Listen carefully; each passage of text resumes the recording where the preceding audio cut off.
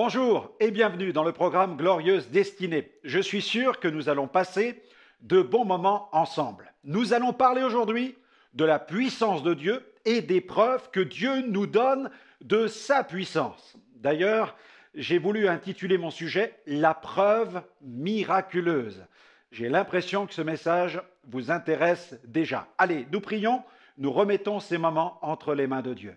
Notre bon Père Céleste, nous voulons te glorifier, te bénir pour ta présence parmi nous, dans ce studio, dans cette émission, mais aussi devant les écrans, chez tous ceux qui nous regardent. Nous te remercions pour la puissance de ton Saint-Esprit, pour le ministère de ta parole, pour les preuves que tu donnes de ta réalité, les preuves de ton royaume, les preuves de la manifestation concrète de ton royaume. Au nom de Jésus, enseigne-nous tes voies, communique-nous ta pensée, ton enseignement. Amen. Amen.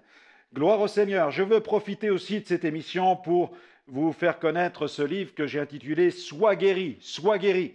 C'est vraiment un livre d'encouragement avec des anecdotes, des scènes magnifiques qui se sont produites dans le cadre de nos campagnes où le Seigneur a confirmé sa parole par des guérisons, par des miracles. Il a dit, il nous a demandé de prêcher la bonne nouvelle et il a promis qu'il l'accompagnerait de signes, de miracles et de prodiges. Alors ne soyons pas surpris de ce que nous mettons en avant cette réalité. Le Seigneur a dit qu'il le ferait, nous y croyons et nous le voyons. Alors dans ce livre, je parle de la réalité de Jésus, des preuves miraculeuses, des manifestations de puissance, des signes, des miracles et des prodiges. Allez, je vous propose de marquer tout de suite une pause musicale, une pause célébration avec Elvis Nzangi qui chante « Un plan merveilleux ». Attention, ça va bouger, hein. On l'écoute et on se retrouve dans quelques instants.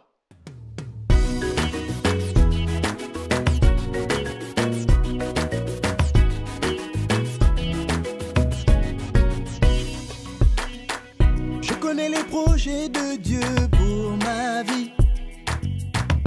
Je le laisse me guider jour et nuit.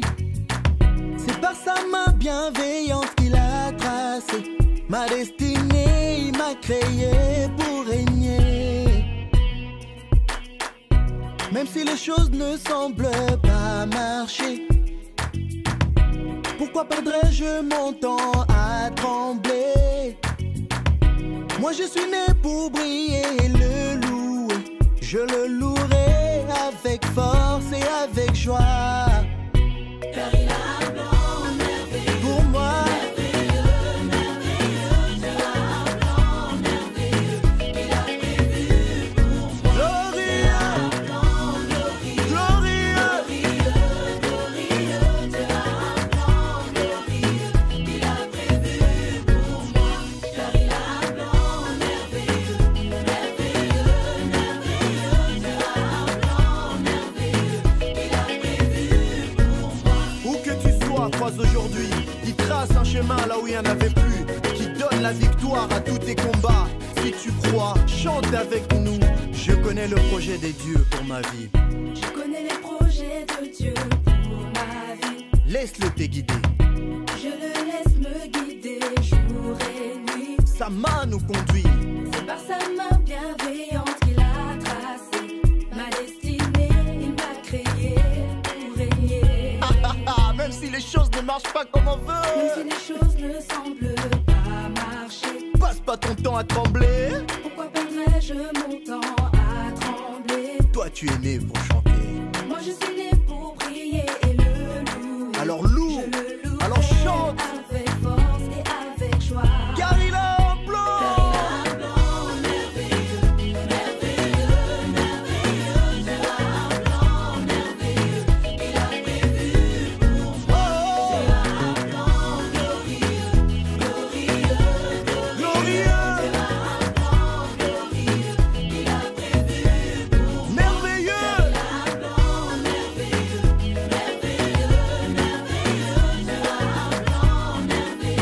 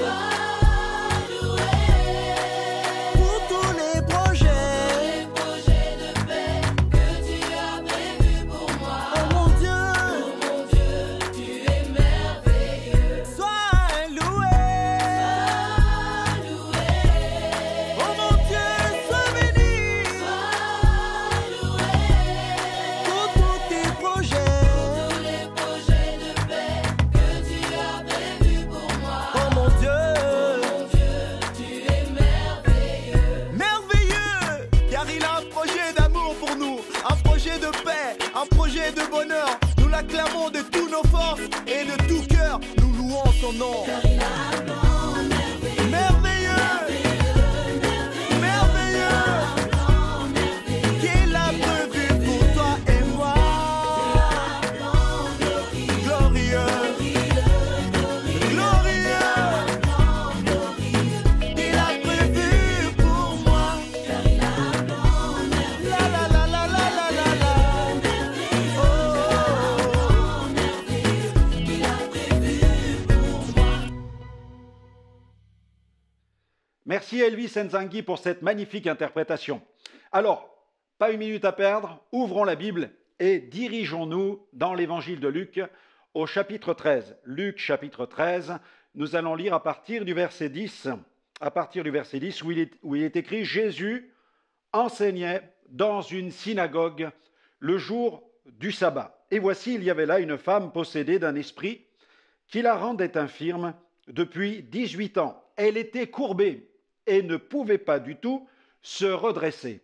Lorsqu'il la vit, Jésus lui adressa la parole et lui dit « Femme, tu es délivrée de ton infirmité. » Et il lui imposa les mains. À l'instant, elle se redressa et glorifia Dieu. Amen. Quelle scène magnifique, n'est-ce pas? Jésus accomplissait des œuvres extraordinaires. Et ne pensez surtout pas que les miracles ne sont plus possibles aujourd'hui. Dieu glorifie encore aujourd'hui son Fils en accomplissant des miracles par la puissance du Saint-Esprit. D'ailleurs, il a répandu sa puissance sur son Église pour que nous allions proclamer la bonne nouvelle dans le monde. Jésus-Christ est le même hier, aujourd'hui et éternellement. Et il a un plan de bénédiction pour nos vies.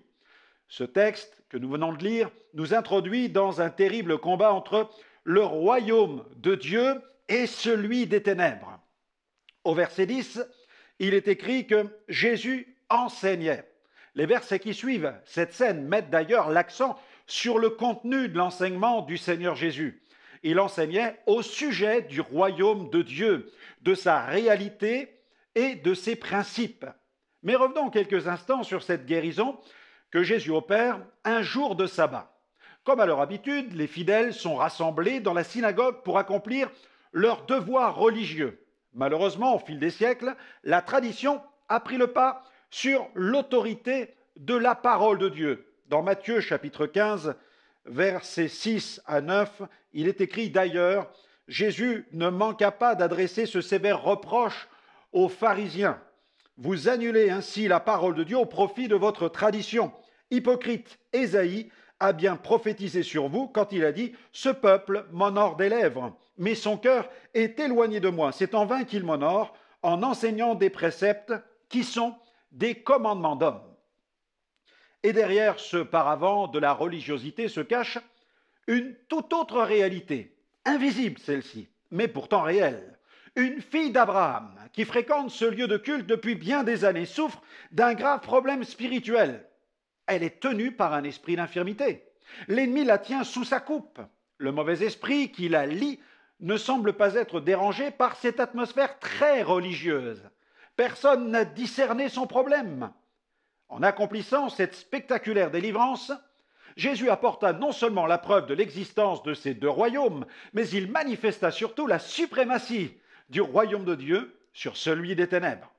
Par une seule parole d'autorité, Jésus pulvérisa la chaîne démoniaque et mit un terme à 18 années de souffrance. En accomplissant ce miracle, Jésus atteignit un objectif bien précis, accompagner la bonne nouvelle de preuves vivantes. Et c'est ce qu'il désire pour nous. Il désire certifier la proclamation de la bonne nouvelle avec des preuves miraculeuses. Aurions-nous la prétention d'être plus forts que Jésus pour nous passer de cette puissance divine tellement nécessaire à la confirmation de la prédication? La Bible affirme que Jésus-Christ est le même hier, aujourd'hui et pour l'éternité. Plus nous découvrons Jésus Sauveur, plus nous réalisons l'importance de la guérison divine. Jésus est le chef de notre foi. Il en est le consommateur et le rémunérateur. Si au moment de la maladie, nous faisons appel à notre médecin de famille pour bénéficier de ses connaissances et avoir recours à un traitement, n'oublions pas non plus de nous tourner vers Dieu, le créateur de nos corps et le gardien de nos âmes. Le Seigneur doit être au centre de notre foi. Tournons-nous vers lui pour être guéris. Ce livre « Sois guéri » nous invite à persévérer dans la foi pour recevoir la guérison. Vous pouvez vous le procurer sur notre site internet www.gospelvision-international.com. Notons ceci, cette femme était courbée. La Bible dit qu'elle ne pouvait pas du tout se redresser. Il y a des situations où l'homme ne peut se redresser, c'est-à-dire qu'il fait face à des situations d'impossibilité auxquelles il ne peut faire face. Sans Christ, à l'image de cette femme, l'humanité est courbée. Elle ploie sous de lourds fardeaux. La parole de Dieu fait état de plusieurs fardeaux sous lesquels les êtres humains ploient. Il s'agit de jougs très pesants. Je pense au joug de Satan. Dans sa première épître, l'apôtre Jean a écrit dans 1 Jean 5, verset 19, il dit « Le monde gît sous la puissance du malin ». Le monde physique dans lequel nous vivons subit l'influence des puissances de ténèbres qui évoluent dans le monde invisible. L'apôtre Paul évoque les autorités, les puissances, les dominations. Il parle même des principautés dans les lieux célestes. Animé de cette haine obsessionnelle, le malin mobilise ses hordes de démons contre l'homme qu'il a créé, qui a été créé à l'image de Dieu. Et celles-ci déploient toute leur énergie pour plonger l'humanité dans les ténèbres. Elles poussent les hommes à pécher et les frappent d'une multitude de maux. Ainsi, nombreux sont ceux qui souffrent et qui aspirent à être délivrés des ténèbres. La foi authentique en Jésus nous préserve radicalement de telles emprises. Par la foi en Jésus, l'homme change de royaume et il change de maître. Alléluia. Un autre joug, c'est le joug du péché, un joug pesant. Des millions de péchés sont commis chaque minute.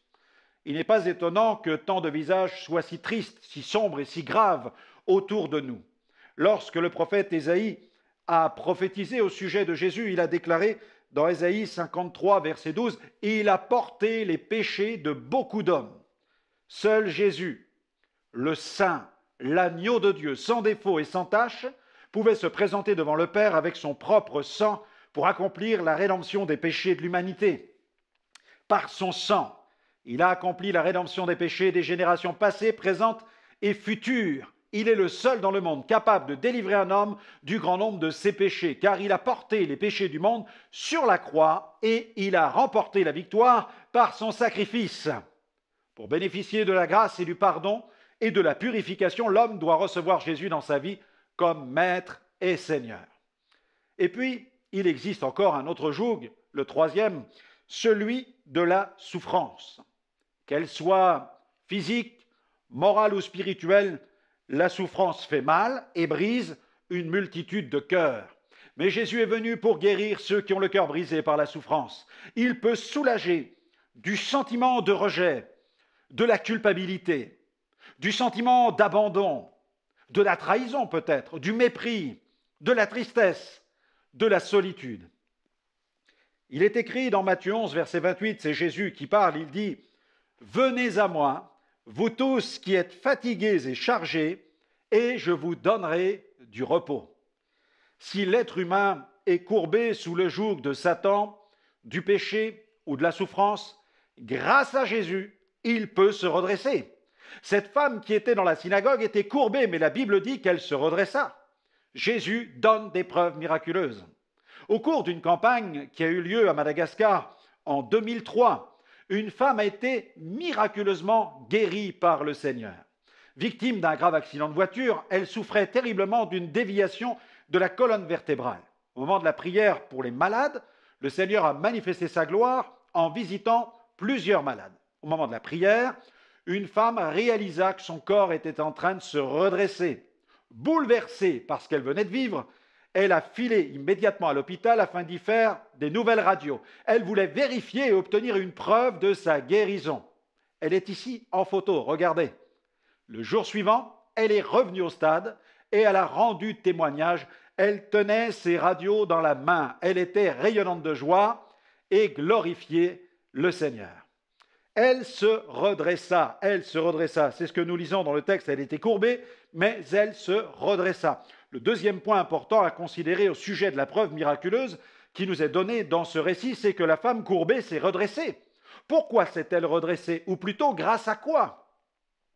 Ce que nous pouvons dire à la lumière du récit biblique, c'est qu'elle s'est redressée grâce à sa rencontre avec Jésus. La Bible dit, lorsqu'il la vit, Jésus lui adressa la parole.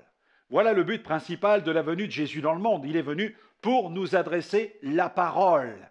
Bien plus encore, la Bible, la parole de Dieu, la Bible, la parole de Dieu dit que Jésus est la parole faite chair. Dieu a parlé au monde entier en envoyant son Fils sur la terre dans une chair semblable à la nôtre. Il a établi le contact avec le monde au travers de Jésus qui est venu pour nous réconcilier avec notre Père céleste.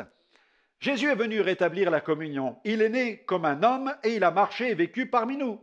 Il est venu avec un corps de chair et des os et sa condition était semblable à la nôtre. En Jésus, Dieu a eu l'initiative de la réconciliation et de la communion avec les hommes.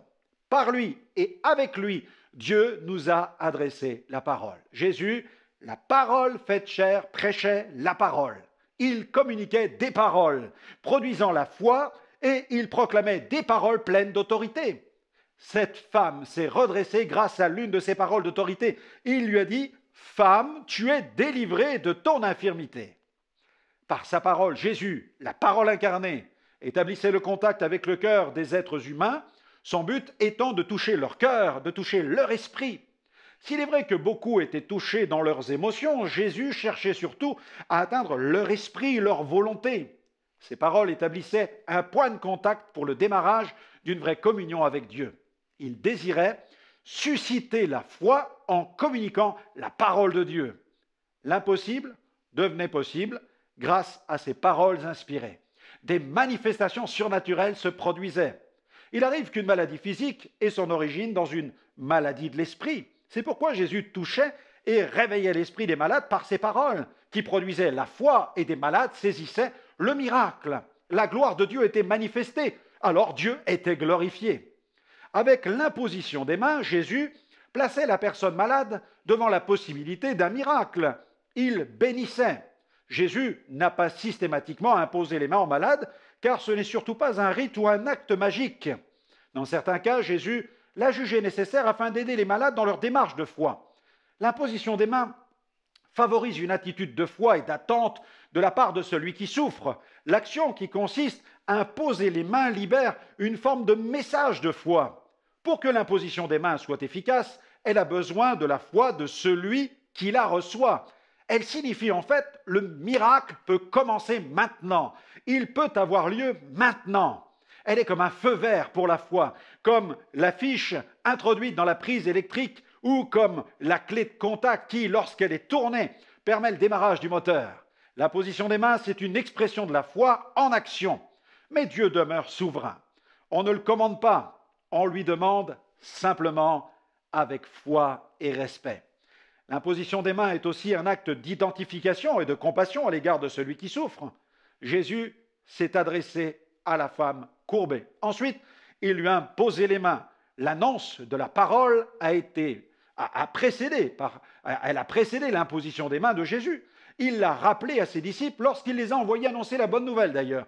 Il leur a dit, allez par tout le monde, prêchez la bonne nouvelle à toute la création. Premièrement, prêchez la bonne nouvelle. Ensuite, deuxièmement, ils imposeront les mains aux malades et les malades seront guéris.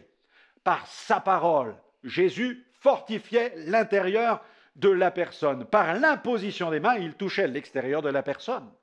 Alors que des souffrances morales provoquent des souffrances physiques entraînent des souffrances morales. Nous sommes un entrelacement de corps, d'âme et d'esprit. Jésus toucha l'esprit de cette femme infirme et il lui imposa les mains. Dieu prend soin de la personne entièrement. Et puis, donc elle était courbée, elle se redressa, troisième point, elle glorifia Dieu. La femme était courbée. Par la parole de Jésus et l'imposition des mains, elle s'est redressée. Ensuite, elle a glorifié Dieu. Le but ultime d'un miracle est de donner gloire à Dieu. Ne craignons pas de donner gloire à Dieu en mentionnant ses hauts faits. Les textes bibliques nous invitent à déclarer publiquement les choses glorieuses que Dieu fait. Malheureusement, beaucoup craignent de donner gloire à Dieu par timidité, par crainte ou par peur du regard des autres. L'apôtre Paul n'hésitez pas à donner gloire à Dieu pour ses œuvres glorieuses. Dans Actes 21, verset 19, le texte dit, après les avoir salués, il raconta en détail ce que Dieu avait fait au milieu des païens pour son ministère. Par son ministère, pardon. Il a raconté en détail. Dans Romains 15, verset 18, il dit dans cette lettre, « Car je n'oserais mentionner aucune chose que Christ n'ait pas faite par moi pour amener les païens à l'obéissance par la parole et par les actes. » Pas de fausse humilité chez Paul. La Bible nous commande de faire connaître ce que Dieu fait. Le psaume 77, verset 12 nous dit « Je parlerai de toutes tes œuvres, je raconterai tes hauts faits. » Alléluia. À cause de ce miracle accompli dans la synagogue, Jésus a été accusé de rompre le sabbat. Vous imaginez cela? Quel obscurantisme! Les chefs religieux étaient incapables de voir la main souveraine de Dieu dans de telles manifestations. Par sa venue, Jésus a rendu au sabbat tout son sens, toute sa réalité. Jésus est notre sabbat.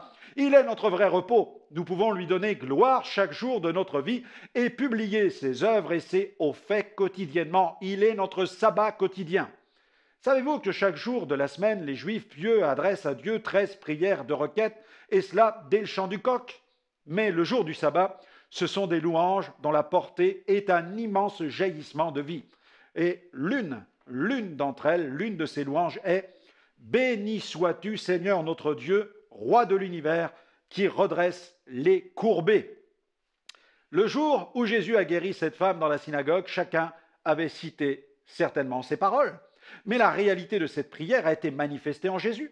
Jésus est venu accomplir la loi, lui donner toute sa puissance. Il est la réalité. Il a réalisé cette promesse dans la vie de cette femme infirme que Satan tenait liée depuis si longtemps.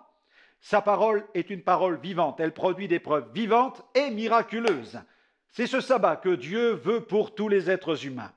Une délivrance totale des jougs pesants et un vrai repos intérieur. Dieu désire être glorifié avec des vies transformées par le nom de Jésus-Christ. Alléluia. Pour vivre le sabbat authentique, il est impératif de se repentir et de recevoir Jésus dans sa vie comme Sauveur et Seigneur. Souvent, la parole de Dieu appelle à un retour à Dieu, à la repentance. 26 fois dans le Nouveau Testament, nous rencontrons le mot repentance et 34 fois le verbe se repentir. Cette femme est venue pour s'approcher de Dieu et Dieu s'est approché d'elle. Elle a rencontré Jésus, le Fils de Dieu, son Sauveur. La Bible nous commande d'honorer Dieu, de lui rendre gloire, de le servir de tout notre cœur, de toute notre âme et de toute notre force. Cela doit être notre priorité. Nous devons glorifier Dieu en le célébrant, en lui rendant un culte qui lui soit agréable. La Bible dit, tu adoreras le Seigneur ton Dieu et tu le serviras lui seul. Amen.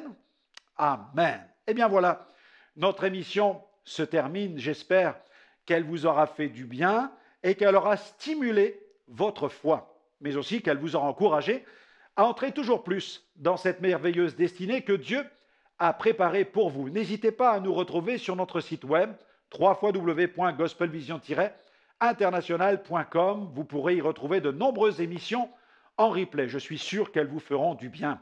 Que le Seigneur continue à répandre sa grâce sur votre vie et qu'il vous fasse pleinement entrer dans cette glorieuse destinée. Que Dieu vous bénisse et à très bientôt.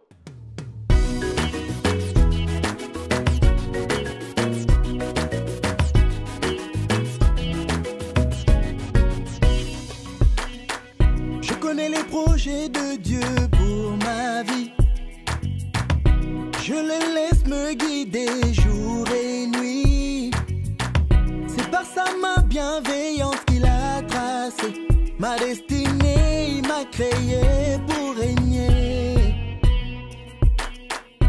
Même si les choses ne semblent pas marcher, pourquoi perdrais-je mon temps à trembler? Moi je suis né pour briller et le louer. Je le louerai avec force et avec joie. Car il a un plan merveilleux. Pour moi, Merveilleux, merveilleux, Dieu a un plan merveilleux qu'il a prévu pour moi. glorieux, Un plan glorieux, glorieux. glorieux, glorieux, Dieu a un plan glorieux qu'il a prévu pour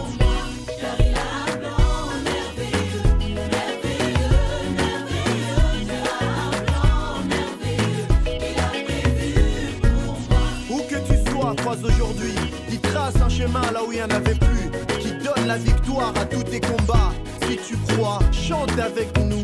Je connais le projet des dieux pour ma vie. Je connais les projets de Dieu pour ma vie. Laisse-le te guider. Je le laisse me guider jour et nuit. Sa main nous conduit. C'est par sa main bienveillante qu'il a tracé ma destinée. Il m'a créé pour régner. Même si les choses ne marchent pas comme on Même si veut, les choses ne semblent pas marcher, passe pas ton temps à trembler. pourquoi perdrais-je mon temps à trembler? Toi tu es né pour chanter, Moi je suis né pour prier et le louer. alors loue